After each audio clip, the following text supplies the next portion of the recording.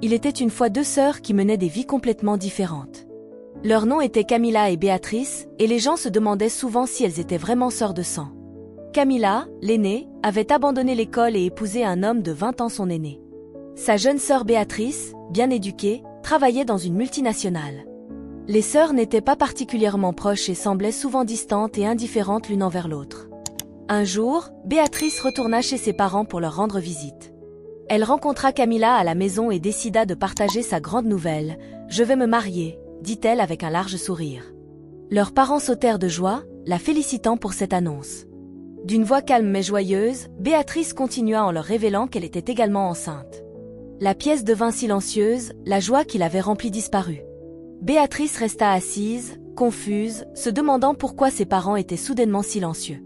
Après ce qui sembla une éternité, leur père prit la parole et lui demanda d'amener l'homme qui s'intéressait à elle. Camilla ne put contenir sa colère. Elle se leva et fixa ses parents, leur demandant s'ils allaient rester là à regarder cela se produire. « Je le savais », dit Camilla en serrant les poings, sa voix tremblant de colère. Elle exprima alors ce qu'elle avait sur le cœur à tous ceux qui étaient présents.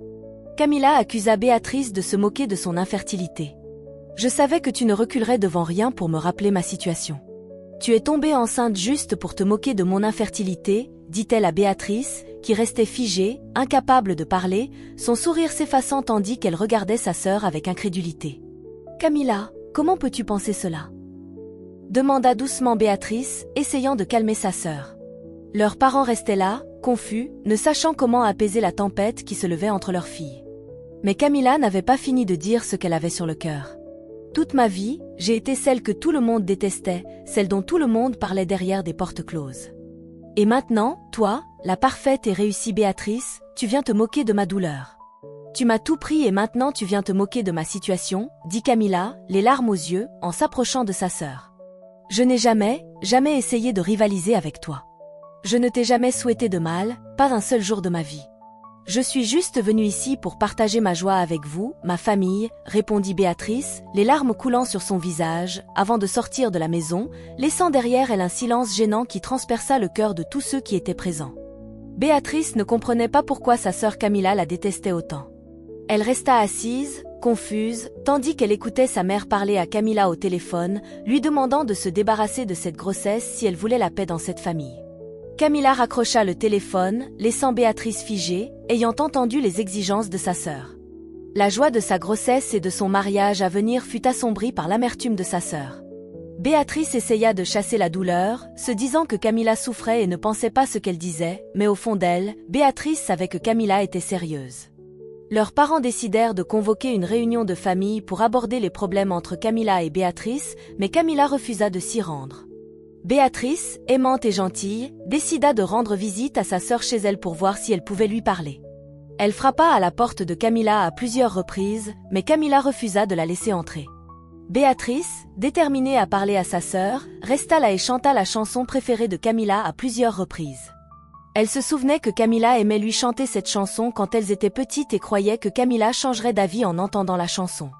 Mais son plan ne fonctionna pas comme prévu. Camilla sortit en colère de la maison et lui jeta un seau d'eau savonneuse, lui disant de ne plus jamais revenir chez elle et qu'elle était morte pour elle. Béatrice se retourna et s'éloigna, trempée d'eau savonneuse, tandis que les voisins regardaient par leurs fenêtres, se demandant pourquoi Camilla détestait autant sa jeune sœur. Camilla avait passé des années à construire des murs autour d'elle, excluant complètement sa sœur. Pour elle, Béatrice était le symbole de tout ce qu'elle avait perdu, des opportunités, de l'affection et même le rêve de la maternité. Aux yeux de Camilla, Béatrice lui avait tout pris. Elle croyait que leurs parents aimaient Béatrice plus, la félicitaient plus et ignoraient ses propres luttes. Camilla s'était convaincue que sa sœur était responsable de tous les malheurs de sa vie. Béatrice était dévastée. Elle ne pouvait contenir ses larmes. Elle aimait tellement sa sœur et souhaitait que les choses soient différentes entre elles. Elle rentra chez elle et décida de parler à son fiancé, qui lui conseilla de rester à l'écart de sa sœur pour l'instant. « Comment ta sœur peut-elle suggérer que tu achètes son bébé ? Est-ce parce qu'elle n'a pas d'enfant elle-même ?» demanda-t-il, ce qui fit éclater Béatrice en sanglots. Les semaines passèrent et les préparatifs du mariage commencèrent. Béatrice essaya plusieurs fois de joindre sa sœur, mais Camilla refusa de répondre à ses appels. Elle laissa de nombreux messages, mais Camilla n'y répondit jamais. Béatrice décida de rendre visite à sa sœur à nouveau, cette fois pour lui remettre son invitation de mariage, espérant qu'elle y assisterait. Mais Camilla ignora ses coups insistants. Béatrice glissa alors la carte sous la porte, laissant un petit mot avec la carte, s'excusant auprès de Camilla pour tout ce qu'elle aurait pu faire. Elle resta un moment devant la porte, espérant un signe de reconnaissance de Camilla, mais le silence resta intact. Avec le cœur lourd, Béatrice se retourna et s'éloigna, laissant son invitation et ses excuses de l'autre côté de la porte, espérant que les choses changeraient. Le jour du mariage arriva enfin. Béatrice était magnifique dans sa robe de mariée, son visage rayonnant de bonheur malgré la tristesse qui persistait dans ses yeux. Elle laissa une place vide au premier rang, espérant jusqu'au dernier moment que Camilla franchirait la porte et ferait partie de leur journée spéciale. Mais, comme prévu, sa sœur Camilla ne se montra pas. Elle était assise dans son salon, regardant une émission de télévision, tandis que le mariage de sa sœur avait lieu. Elle ne pouvait se résoudre à y assister, sachant que sa sœur était enceinte. Camilla sentait l'amertume dans son cœur et ne pouvait s'empêcher de blâmer sa jeune sœur pour tout ce qu'elle avait enduré dans la vie. La belle famille de Camilla lui rendait la vie infernale. Il la blâmait pour son infertilité et se moquait d'elle à chaque occasion. Chaque fois que quelqu'un dans la famille annonçait une grossesse, la belle-mère de Camilla faisait des remarques moqueuses à son égard. Elle la comparait constamment à ses coépouses, qui étaient éduquées, avaient des enfants et semblaient apporter de la fierté à la famille. Les comparaisons étaient incessantes, sa belle-mère lui demandant pourquoi elle avait choisi d'être inutile. Lors des célébrations familiales importantes, Camilla était soit reléguée à des tâches subalternes, soit carrément exclue. Elle restait souvent seule à la maison tandis que son mari et sa famille célébraient sans elle. Un jour, lors d'une fête de famille, sa belle-sœur se moqua ouvertement d'elle pour ne pas pouvoir concevoir. « Peut-être devrais-tu essayer des remèdes à base de plantes » dit-elle à haute voix, faisant rire les autres tandis que Camilla restait figée d'embarras. Chaque fois qu'elle rendait visite à ses beaux-parents, ils la traitaient comme une domestique. Camilla devait cuisiner, nettoyer et servir tout le monde sans relâche, tandis que ses belles-sœurs se détendaient et profitaient. Même son mari commença à négliger ses sentiments, ignorant souvent le fait que sa famille la méprisait et se moquait d'elle. Un matin, Camilla reçut un message de sa sœur l'informant qu'elle était à l'hôpital, que son bébé arrivait et qu'elle souhaitait que Camilla soit présente. « Je vais l'appeler Juliana », disait le message, tandis que Béatrice disait à Camilla combien elle l'aimait. Camilla resta assise avec le message dans la main, incrédule. Elle ne pouvait pas croire que sa sœur prévoyait de donner son nom à son bébé. Quelle absurdité, se dit-elle en colère, tandis qu'elle s'habillait et se rendait à l'hôpital, décidée à empêcher sa sœur de donner son nom à son enfant. Elle pensait que c'était le comble de la moquerie.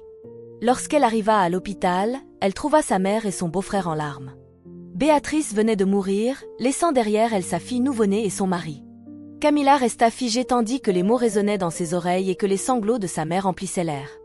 La colère qu'elle avait apportée avec elle, le feu qui avait alimenté son voyage jusqu'à l'hôpital, se dissipa en cendres froides. « Non, ce n'est pas possible », murmura Camilla, serrant sa poitrine comme pour maintenir son cœur en un seul morceau. Elle resta là, tremblante, tandis que sa mère s'approchait d'elle. « Elle t'aimait tellement, même dans ces derniers instants, elle a demandé après toi », dit sa mère en larmes. Le corps de Camilla trembla tandis que la culpabilité transperçait son âme. Toute l'amertume, le ressentiment, les murs qu'elle avait construits autour d'elle s'effondrèrent comme un fragile château de sable face à une marée implacable. « Elle voulait donner ton nom à son bébé », continua sa mère à travers ses larmes. « C'était sa façon de te montrer combien elle t'aimait malgré tout ce qui s'était passé. » Le poids de ces mots semblait insupportable.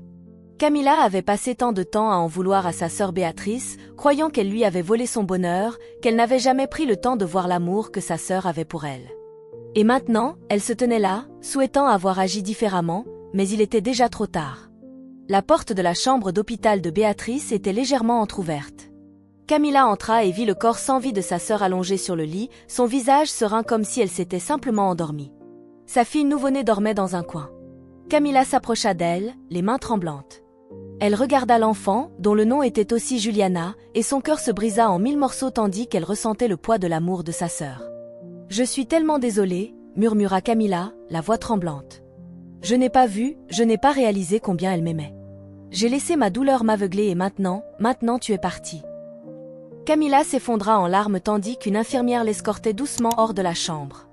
Sa mère se tenait à la porte, regardant silencieusement la scène. Elle n'avait jamais vu Camilla aussi vulnérable et savait qu'elle avait contribué à sa douleur. Elle s'approcha de Camilla et s'excusa pour toutes les choses horribles qu'elle lui avait faites. Camilla resta là, brisée, tandis qu'elle sentait le monde s'effondrer autour d'elle. Tout le monde voyait Camilla comme une femme amère, sans savoir que derrière cette amertume se cachait une histoire. Tout avait commencé des années auparavant, lorsque Camilla était tombée amoureuse d'un jeune homme nommé Lucas. Il était gentil, travailleur et plein de rêves. Leur amour était pur et, malgré leurs difficultés financières, ils croyaient pouvoir construire une vie ensemble. Lorsque Camilla découvrit qu'elle était enceinte, elle était terrifiée mais pleine d'espoir. Elle pensait que Lucas l'épouserait et qu'ils fonderaient une famille ensemble. Mais lorsqu'elle annonça la nouvelle à ses parents, tout commença à aller de travers. « Tu ne peux pas déshonorer cette famille, Camilla. Tu n'auras pas d'enfant hors mariage, » dit son père. Sa mère pleura amèrement, se lamentant de la honte que cela apporterait à la famille. Ils forcèrent Camilla à avorter, lui disant que c'était pour son bien. Lucas, dévasté par la nouvelle, trouva le courage de demander officiellement la main de Camilla, mais ses parents le rejetèrent catégoriquement à cause de son origine. « Nous ne pouvons pas laisser notre fille épouser quelqu'un de là-bas, » dit froidement son père en chassant Lucas, lui interdisant de revenir. Lucas partit le cœur brisé, et le monde de Camilla s'effondra. Par désespoir, Camilla planifia de s'enfuir avec Lucas. Il prévoyait de recommencer ailleurs, où personne ne les connaîtrait. Mais la jeune Béatrice, alors âgée de 10 ans, entendit les plans de sa sœur et les révéla innocemment à leurs parents, pensant qu'elle protégeait Camilla. Cette nuit-là, Camilla fut battue sans pitié. La ceinture de son père laissa des marques profondes sur sa peau, et les mots de sa mère la blessèrent encore plus profondément. « Tu es une honte pour cette famille », dit sa mère en l'enfermant dans sa chambre pendant des jours. Lucas finit par quitter la ville, et Camilla ne le revit jamais. Sa mère l'emmena avorter, sans se soucier des conséquences. Camilla perdit toute volonté de continuer ses études. Elle abandonna l'école et se retira du monde. Ses parents, voyant qu'elle avait décidé de ne pas poursuivre ses études, la présentèrent à Señor Pedro, un homme de 20 ans son aîné. Il était très riche et s'intéressait à elle, voulant l'épouser. Les parents de Camilla la convainquirent de l'épouser, lui disant que cela sortirait leur famille de la pauvreté. Désespérée d'être acceptée, Camilla accepta, mais son mariage fut sans amour. Señor Pedro était distant, et les années passèrent sans signe d'enfant. L'avortement qu'elle avait subi lui avait enlevé la capacité de concevoir. Son mari devint de plus en plus froid avec le temps, et sa famille la traitait comme un fardeau. Camilla vivait avec la culpabilité écrasante de son passé et le vide de son présent. Chaque sourire sur le visage de Béatrice rappelait à Camilla la vie qu'elle aurait pu avoir, l'amour, la joie, la liberté de faire ses propres choix. Elle voyait Béatrice comme l'enfant chéri, celle qui avait échappé au contrôle sévère de leurs parents et qui vivait la vie de ses rêves. Aux yeux de Camilla, ce n'était pas juste. Elle voyait le succès de Béatrice, son bonheur et sa grossesse comme un rappel délibéré de tout ce qu'elle avait perdu. Alors, elle déversa sa frustration sur Béatrice, la seule personne qui l'avait aimée inconditionnellement. Béatrice était devenue un bouc émissaire pour toute la douleur, les regrets et les blessures non guéries que Camilla avait endurées. Mais en regardant le corps sans vie de sa sœur, Camilla réalisa le poids écrasant de ses choix et de sa colère mal placée. Elle décida de tout laisser tomber, sachant que le mal était déjà fait. Elle s'excusa auprès du mari de Béatrice pour la manière dont elle les avait traités. Elle lui raconta toute l'histoire, les larmes coulant sur son visage tandis qu'elle confessait chaque détail. L'avortement, le rejet de Lucas, son mariage avec Señor Pedro et les profondes cicatrices qui avaient façonné son amertume. Le mari de Béatrice écouta attentivement, ses yeux s'adoucissant tandis qu'il voyait la femme brisée devant lui. « Camilla, dit-il doucement, je te pardonne. Béatrice t'aimait tellement et elle voudrait que tu trouves la paix. » Camilla s'effondra en larmes, ressentant un soupçon de soulagement dans son pardon. Elle se consacra à prendre soin de sa nièce Juliana, dans ses moments de calme, tandis qu'elle tenait le bébé dans ses bras, elle commença à ressentir quelque chose qu'elle n'avait pas ressenti depuis des années, de l'amour, pur et sincère. Cependant, la vie n'en avait pas fini avec Camilla. Señor Pedro, qui s'était lassé de sa présence, épousa une autre femme, une jeune et vibrante épouse choisie par sa famille. Un après-midi, Camilla rentra chez elle et trouva ses affaires emballées sur le pas de la porte. « Tu n'es plus la bienvenue ici », dit froidement son mari sans la regarder dans les yeux. Sa nouvelle épouse se tenait en arrière-plan, souriant. Sa famille s'était assurée que tous les documents légaux étaient en sa faveur. Camilla n'avait aucun droit sur quoi que ce soit, ni la maison, ni la richesse, et certainement pas sa loyauté. Brisée et humiliée, Camilla retourna chez ses parents avec un petit sac de vêtements. Sa mère l'accueillit silencieusement, la culpabilité marquant son visage, tandis que son père évitait son regard. Les jours devinrent des semaines, et le poids de ses échecs pesait lourdement sur elle. Désespérée d'échapper à ses propres pensées, Camilla décida de rendre visite à sa nièce, espérant que le sourire du bébé lui apporterait un peu de réconfort. Lorsqu'elle arriva chez le mari de Béatrice, elle frappa doucement à la porte, tenant un petit ours en peluche dans la main. La porte s'ouvrit, et là se tenait un homme grand, sa présence imposante mais chaleureuse. « Camilla » dit-il incrédule. Camilla resta figée, regardant le visage familier. « Lucas » murmura-t-elle. C'était lui, son Lucas. Ses cheveux étaient plus courts, parsemés de quelques mèches grises, mais ses yeux profonds étaient toujours aussi bienveillants qu'elle s'en souvenait. « Je ne savais pas que tu serais ici », bégaya Camilla. Lucas sourit légèrement. « Je suis venu rendre visite à mon cousin après mon retour de l'étranger. Je n'avais aucune idée que sa femme était ta sœur ou que tu étais la même Camilla que j'aimais autrefois. » L'air entre eux était chargé de mots non dits, d'années de douleur et de regrets suspendus dans le silence. « S'il te plaît, entre, » dit doucement Lucas. À l'intérieur, la petite Juliana dormait paisiblement dans son berceau. Lucas la regarda et sourit. « Elle ressemble tellement à Béatrice. »« Elle est magnifique, » dit-il. Camilla sentit les larmes lui monter aux yeux. Ils s'assirent dans le salon, et pour la première fois en des décennies, Camilla partagea tout avec Lucas. La douleur, la culpabilité, les années d'isolement et d'amertume. Lucas écouta, ses yeux remplis de compassion. « Camilla, dit-il après une longue pause, tu as été trahie par tant de gens, mais il n'est pas trop tard pour réécrire ton histoire. » Camilla hocha la tête, les larmes coulant sur son visage. Lucas avait passé ses années à se concentrer sur son travail, n'ayant jamais eu le temps pour les femmes. Il était maintenant un médecin réputé. Camilla ne pouvait pas croire à quel point la vie lui avait souri. Au cours des semaines suivantes, Lucas et Camilla commencèrent à renouer. Il lui rendait souvent visite, passant du temps avec la petite Juliana et partageant des histoires avec Camilla. Lentement, les murs que Camilla avait construits autour d'elle commencèrent à s'effondrer.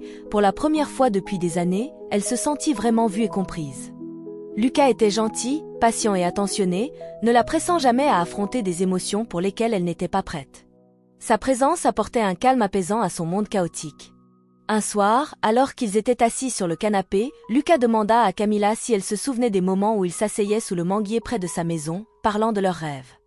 Camilla sourit légèrement, son regard distant.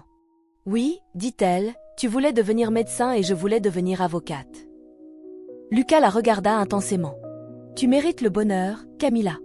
Tu as porté cette douleur pendant si longtemps et il est temps de la laisser partir. Nous ne pouvons pas changer le passé, mais nous pouvons choisir ce qui se passe ensuite. » Camilla le regarda, les yeux brillants de larmes. « Lucas, je ne sais pas si je peux. Je suis tellement brisée.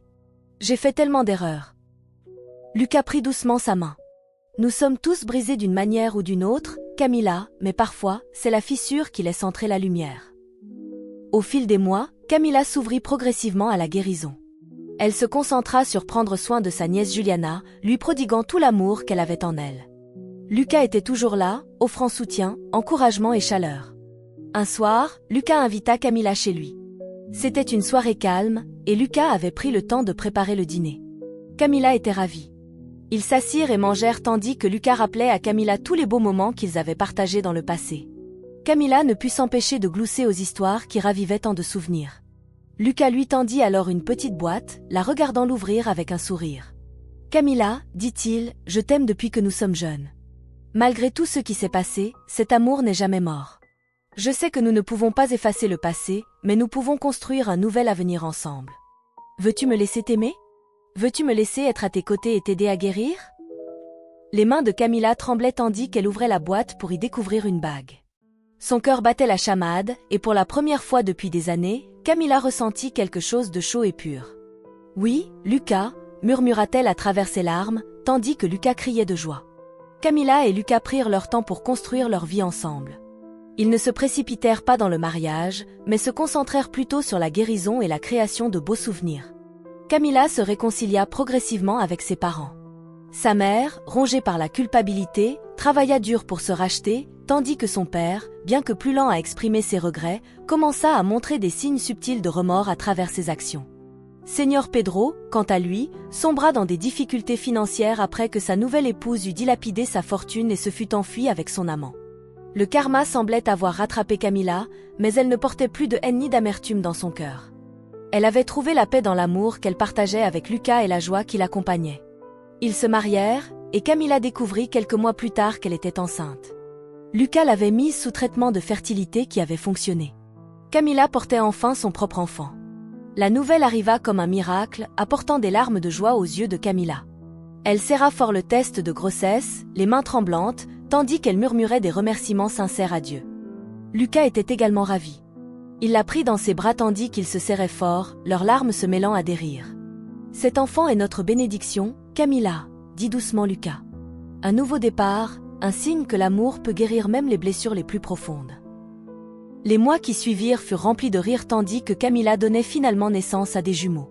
Ces années de souffrance prirent fin alors qu'elle vivait le reste de sa vie dans la joie, son mari et ses enfants comblant le vide qu'elle n'avait jamais cru pouvoir combler. Ses parents apprirent à leurs dépens à ne jamais sacrifier le bonheur de leurs enfants pour l'approbation de la société. La vie de Camilla avait été façonnée par les décisions de ses parents, motivée par les attentes de la société et la peur du déshonneur. Leur insistance pour qu'elle avorte et leur rejet de l'homme qu'elle aimait avait conduit à des années d'amertume, de regrets et de souffrance. Cette histoire nous enseigne donc que les décisions parentales dictées par la pression sociale et la peur du déshonneur peuvent avoir des conséquences dévastatrices sur la vie de leurs enfants. Elle met en lumière l'importance de permettre aux enfants de faire des choix enracinés dans l'amour et le bonheur plutôt que dans les attentes de la société. L'amertume et les traumatismes non résolus peuvent détruire des relations et empêcher la guérison, tandis que le pardon, l'amour inconditionnel et l'introspection sont des outils puissants pour se libérer des cycles de douleur. L'histoire souligne également qu'il n'est jamais trop tard pour la rédemption, la guérison et les secondes chances, et que l'amour, qu'il soit romantique ou familial, a le pouvoir de restaurer même les cœurs les plus brisés. Enfin, elle sert de rappel que le véritable bonheur vient de l'acceptation de l'amour, du lâcher-prise des ressentiments et du choix de construire un avenir libre des chaînes du passé. J'espère que vous avez aimé cette histoire. Si c'est le cas, n'oubliez pas de vous abonner, de partager nos récits à vos amis et d'aimer la vidéo. Merci et bisous.